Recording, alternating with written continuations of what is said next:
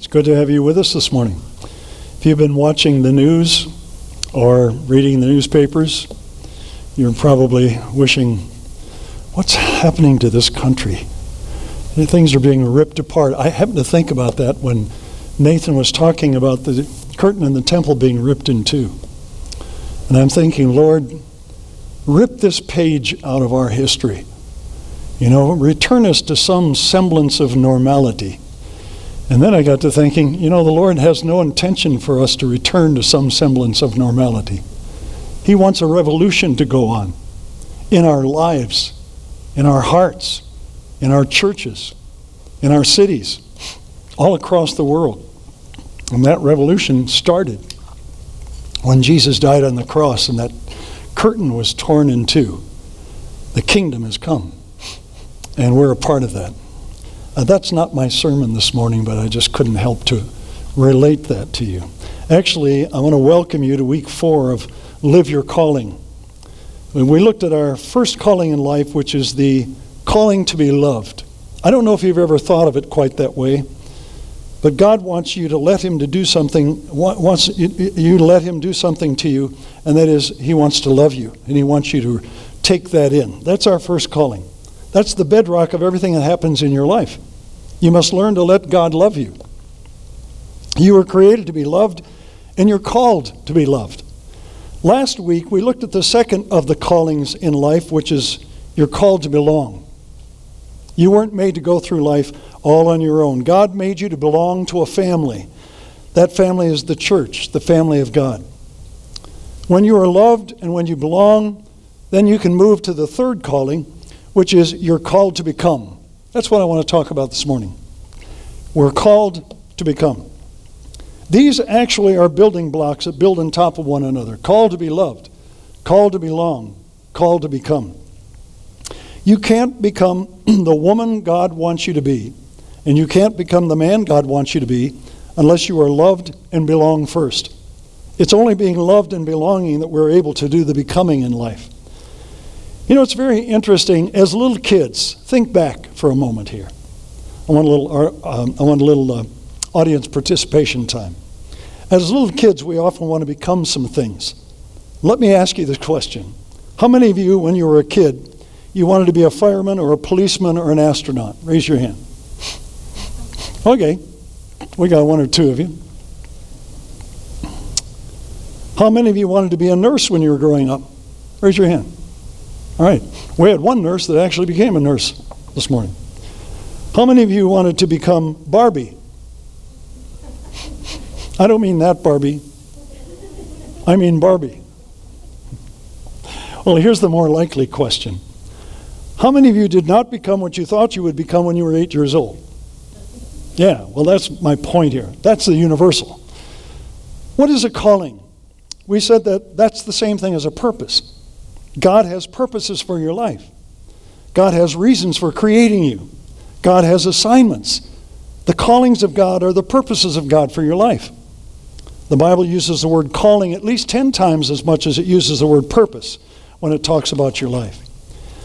One of the theme verses for this series on living your calling, God's purposes for your life, is Romans 8:28 in the Bible. And we've looked at this verse each week. And I want us to go back to it because of its significance. Romans 8:28 and 29 from the Bible says this. We know that in all things God works for the good of those who love Him, who have been called according to His purpose. For those God foreknew, He also predestined to be conformed to the likeness of His Son, that He might be the firstborn among many brothers. So calling and purpose go together. Your calling in life is your purpose in life. I pointed that out last week. Now, notice something else here. Conformed to the likeness of His Son. That's your third calling in life, the calling to become. So write this down. My third calling in life is to become like Christ. My third calling in life is to become like Christ. Now, what does that mean? You're not going to be a God. You're never going to be even a little mini God. God is God and you are not. And by the way, that's an antidote to stress when you realize that. I'm not responsible for the whole universe. God is. But God wants you to become godly. In other words, He wants you to take on the characteristics of His family. You are in the family of God. And He wants you to take on those characteristics. Like Father, like Son. The Bible says that God is loving, and God is joyful, and God is peaceful, and God is patient, and God is kind. The Bible tells us that God is self-controlled. God is merciful. These are called the fruit of the Spirit, and you'll find those listed over in Galatians chapter 6. If you're going to become like Jesus, it means you're going to be filled with love, to be filled with joy, to be filled with peace, to be filled with patience, all of these other qualities. The qualities that identify Jesus to us. God wants us to become like that. 5 times in the Bible, it compares becoming like Jesus to running a race. It's the race of life. Now, the race of life is not a 50-yard dash. The race of life is a marathon. And you're running this race right now. And your goal is to become the man God wants you to be. Your goal is to become the woman God wants you to be. This is your third calling in life, to become what God made you to become. So what I want to do today is to take one of those passages of the Bible that compares life to a race and compare becoming who God wants you to be to a race and draw out from that 5 principles. I call this the marathon to maturity. This is how you get to where God wants you to be in life. God doesn't want you to stay the same. He doesn't want you to be in spiritual diapers your entire life. He wants you and me to grow up.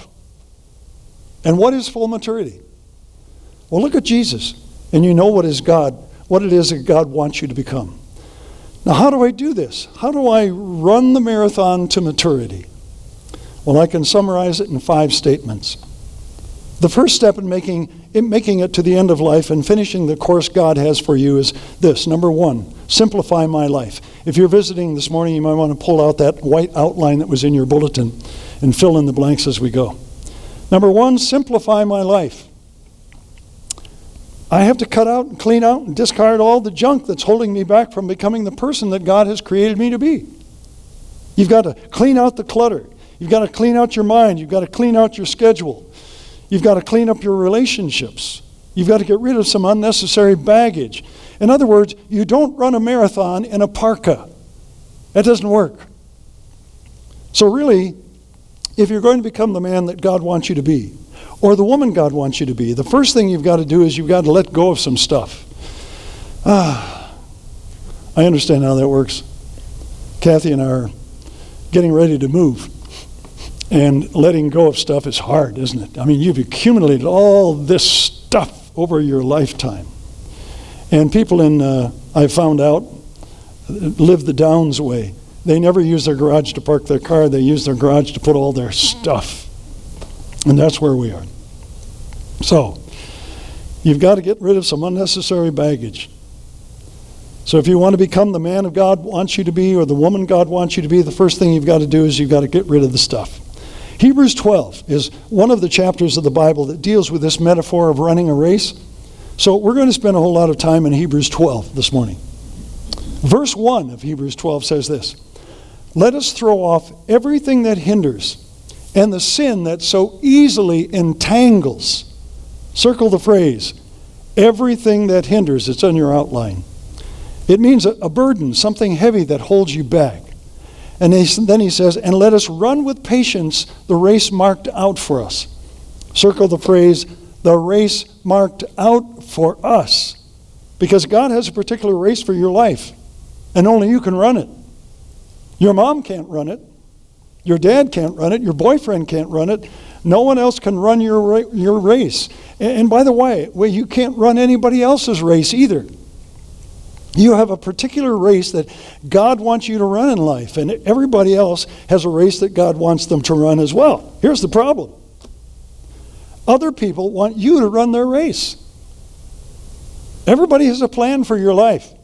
Your parents wanted you to run the race you wanted, that they wanted you to run. You may be married to a husband or a wife who wants you to run the race they want you to run. You may have a boss who wants you to run a race that he or she wants you to run. But you've got to decide this. Whose race am I going to run in life?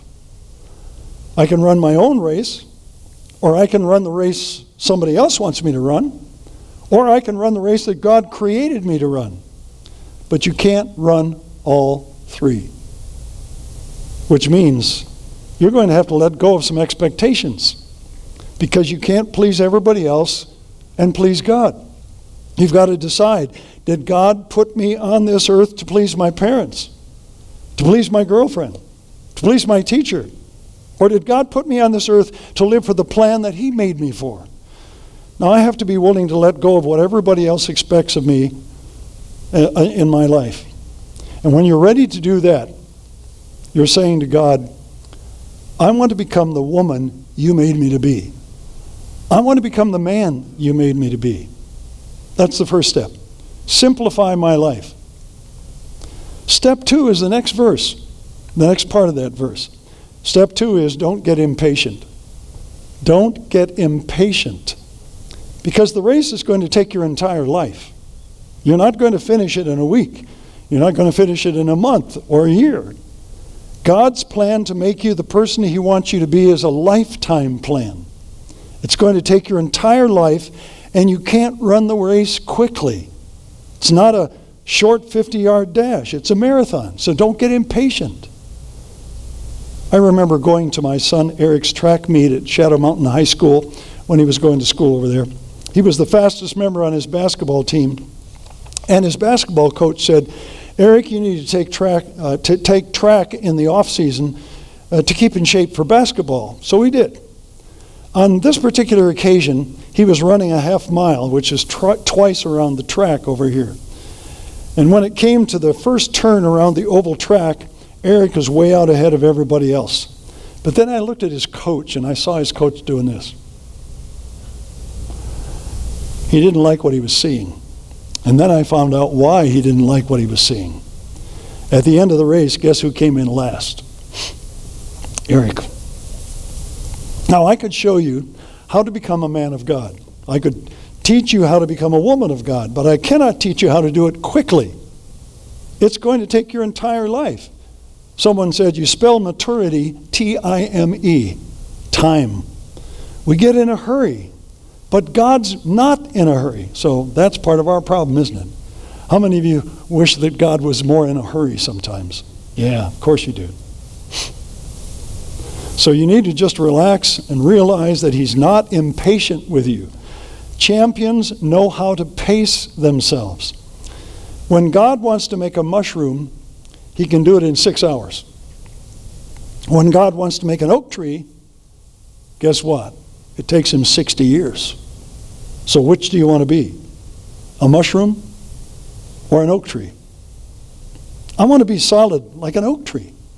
I want my life to be deeply rooted like an oak tree. I want to be strong, stable, secure.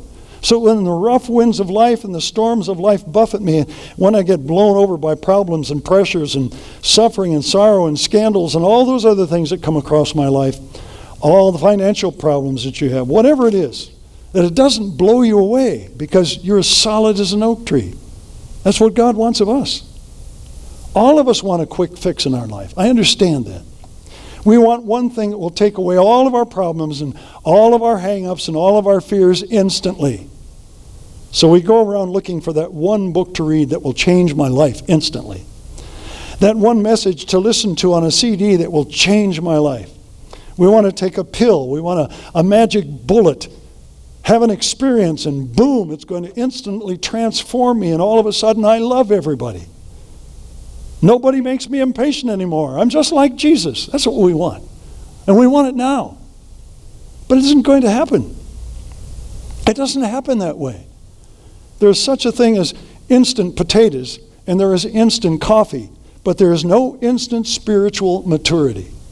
One step at a time. And as I said, God is never in a hurry in your life. In Hebrews chapter 12, verse 1, notice the part that says, let us run with patience the race marked out for us. Circle the word with patience. The third key to running the race of life that God has for you is, number 3, spend time focusing on Jesus. I've got to spend time focusing on Jesus. Why do I need to spend time focusing my thoughts and my mind on Jesus? Well, because whatever you want to become, you need to think about. If you want to become like Jesus, you need to think about it.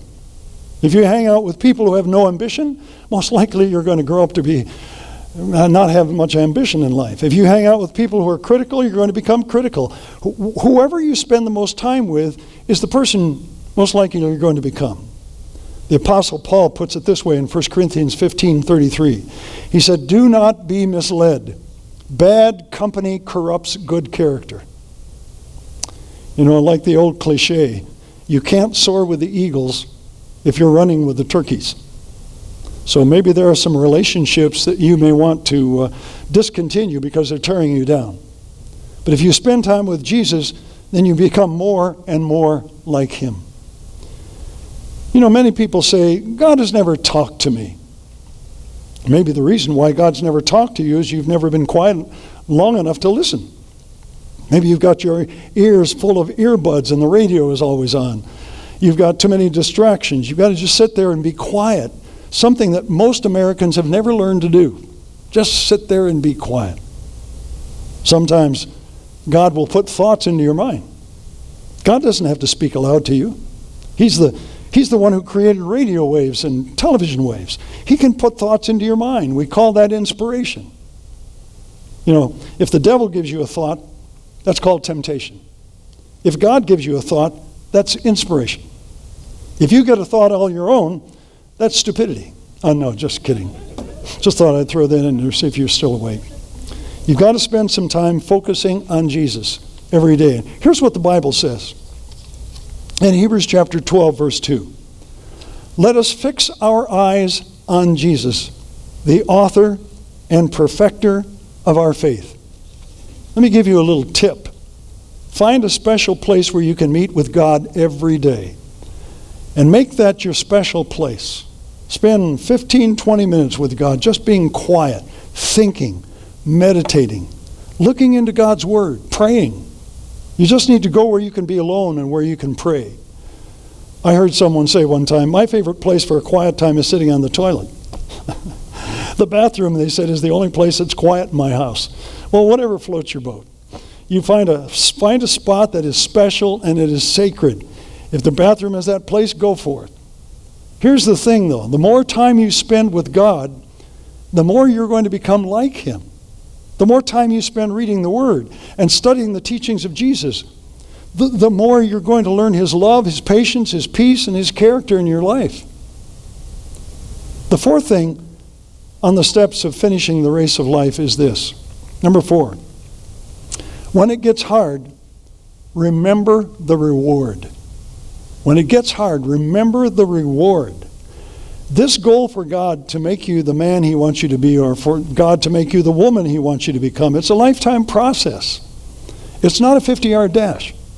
So you're going to go through a lot of problems and pressures and trials and difficulties and ups and downs, and God's going to use it all to make you more like Jesus. You know, I've always asked people, what is the ultimate goal God has for your life? What is the ultimate goal God has for your life? What do you suppose is the answer I always get from Christians?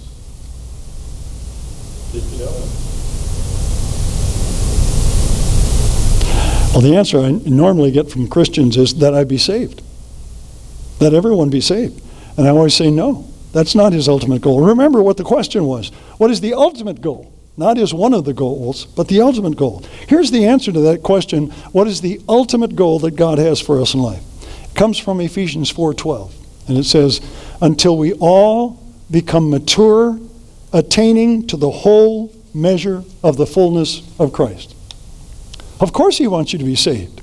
But he's not done with you. His ultimate goal is to make you like his son. Now, since God's number one goal is to make everyone like Christ, that's what he wants to do to you and to me. He wants you to be loved, he wants you to belong, and he wants you to become like Christ. And then it means, listen very closely, if God's going to make you like Jesus, he's going to take you through everything that Jesus went through. Maybe you think, I wish I hadn't heard that. Were there times when Jesus was lonely? Yes. Were there times when Jesus was criticized? Yes. Were there times when he was betrayed? Yes. Were there times when Jesus was worn out with fatigue and yet had to keep going? Of course. Were there times when he was misunderstood? Yes. If God did not spare his own Son from these things, why do you think he would spare you? He won't. The next time you start to ask, why is this happening to me? Anybody here ever said that? Why is this happening to me? Next time you say that, you need to realize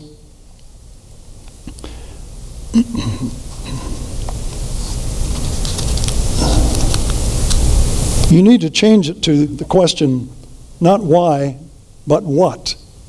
What do you want me to learn from this situation? The Bible says that Jesus learned obedience through suffering. The Bible says Jesus was made complete through suffering. And you're going to do it the same way. Let me show you some verses on that. Hebrews chapter 12, verse 2 and 3 says this. Jesus, who for the joy set before him endured the cross, scorning its shame, and sat down at the right hand of the throne of God. Consider him who endured such opposition from sinful men, so that you will not grow weary and lose heart. This is part of the plan. In fact, the problems are part of the plan. You might memorize that. The problems are a part of the plan, God's plan for you. So we have short-term problems on earth for long-term glory in heaven. God has not promised any of us an easy life here on this earth. He does promise reward in heaven for the things you learn from it if you become more and more like Christ. But anybody who tells you that life is easy is out of touch with reality. Life is hard. Everybody agree with that? Life is hard. It's not easy. Why? Because this isn't heaven. This is earth. Everything on this planet is broken. Is there pleasure on earth? Well, of course there is. Are there times on earth? Are there happy times on earth? Yes. Are there moments of joy on earth? Sure. Are there times when things are going great in your life? Yes. But as a general rule, life is hard. You're not on easy street. Everything in life you have to struggle for. You have to work for. It's not easy. Now, this is intentional. You're learning through the school of character development the character that you're going to carry with you into heaven. That's an important point. And I'd like to recommend to you a book. I don't often do this from the pulpit, but Nathan loaned me one of his books by N.T. Wright. That's N.T. Wright, W-R-I-G-H-T. The book is titled After You Believe. And the whole focus upon this book is what happens after I believe, after I'm saved, after I give my life to Christ. Between then and the time that you pass away or that Christ comes. And he deals with that. It's all about developing Christian character because you're part of his family. You need to get that book and you need to read it. It's a great book. Listen to what this chapter tells us. Hebrews 12, verse 7 through 11. It says this, endure hardship as discipline. God is treating you as sons. For what son is not disciplined by his father? No discipline seems pleasant at the time, but painful. Later on, however, it produces a harvest of righteousness and peace for those who have been trained by it. That's Hebrews 12. That harvest of righteousness is what God is looking for from us. And God is working in our lives to take all those nasty things that happen to us and turn them into that harvest. Only God can do that. And that leads us right back to this passage that we've been using throughout this series. That's Romans 8, verse 28. So this week I want you to memorize part of Romans 8:28. And it says this, in all things God works for the good of those who love him, who have been called according to his purpose. You remember what memory work is, right? You have to memorize. We're living in an age where we don't memorize anything anymore. Maybe we've got our phone number or we've got our cell phone number or our address or something, but that's about it for most people. You need to put this to work in your memory. Put it up here and don't ever forget it. And the way we do that is we put the address first and the address last. Romans 8:28. In all things God works for the good of those who love him, who have been called according to his purpose. Romans 8:28. Memorize it. The fifth step in the marathon to maturity is this one. Number 5, gather a team to run with me. Gather a team to run with me. Over in Hebrews 10:25, back a couple of chapters from where we are, it says, let us not give up meeting together as some are in the habit of doing, but let us encourage one another. And all the more as you see the day approaching. Notice the capital D and the word day. It's a particular day, the day of Christ's return. Remember, it's your race and nobody can run your race but you. But people can support you in your race. They can help you. They can encourage you, supporting you. That's called a small group. If you don't have anybody running with you, you're not going to make it to the end of the race. You're going to give up. You're going to be discouraged. And you're not going to become the woman you were intended to be. You're not going to become the man God created you to be. You need some other people in your life who are encouraging you, spurring you on, helping you to run your race. There's an old African proverb that says, to run fast, run by yourself. But to run far, run with other people. I don't want you to just run fast and burn out. Every one of us knows people who started off great in life and they're nowhere to be found today. They had so much potential. They had so much ability. That guy, he's going somewhere. She's really going far, and you knew it. Now today, they're sidelined. They're doing nothing. They're wasting their life. Why? They didn't have anybody running with them. Now, you don't need 100 people running with you. You don't even need 10 people running with you. You need 3 or 4 people running with you. You're running with them and they're running with you. You're supporting each other. And when you feel like giving up, they keep you going. Why do some people not make it to the finish line? Why do we get stuck? Why do we stop growing? Why do we settle for second best and less than God's plan for our life? Why do we cop out and give up? There's one reason, and that's fear. A lot of times we don't even realize how fearful we are. But what we think is, I'm so afraid of failing. I'm so afraid that I won't be able to measure up. I'm so afraid that I can't keep this commitment, so that I won't even try. And it's fear that causes you to miss God's best for your life.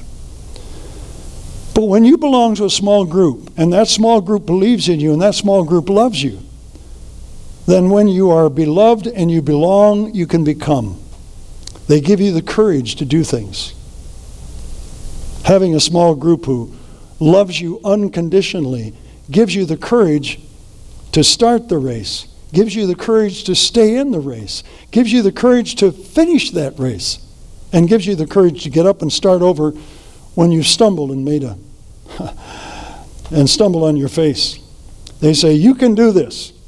You know, how many times have we seen on TV recently? We are all in this together. Well, we are. We're all in this race together. And we all want to finish together. You know, I'm in a very safe, small group. But that didn't happen overnight. The group I'm in right now, we've been together for several years. I know those people very well. I know their strengths. I know their weaknesses. And I know that if I were to get sick tonight or 3 a.m, any one of them would get out of bed and take me to the hospital. Because I've done it for them and they've done it for me. We've been there for each other. You need to gather a team to run with you. In this race of life, you may be in a severe struggle right now. Welcome to the human race. We've all been there. We've all struggled. In this race, you may have stumbled. We've been there too. In this race, you may have been sidelined. We've also been there. But your race is not over. Your heart's still beating. Your race isn't over. It's never too late to get back up and get in the race again.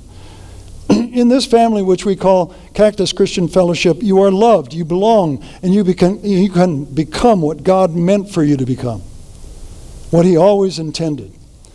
They will help you to Get back up every time you stumble and fall on your face. It's okay. You're part of the race. As your pastor, I am also committed to helping you cross the finish line. It's never too late, and you're never too old. It's time to get back up and get back in the race. Let's pray. Father in heaven, thank you. You've put this race before us. We need to run it. We need to run our own race that you've given us. And Lord, thank you for surrounding us with others who will encourage us and help us as we run the race of life. And what a wonderful idea. What a wonderful picture that Jesus is standing at the finish line, to welcome us home. Lord, thank you for that. We want to be home, but we continue in the race.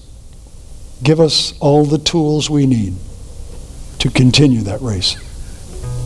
In the name of Christ we pray. Amen.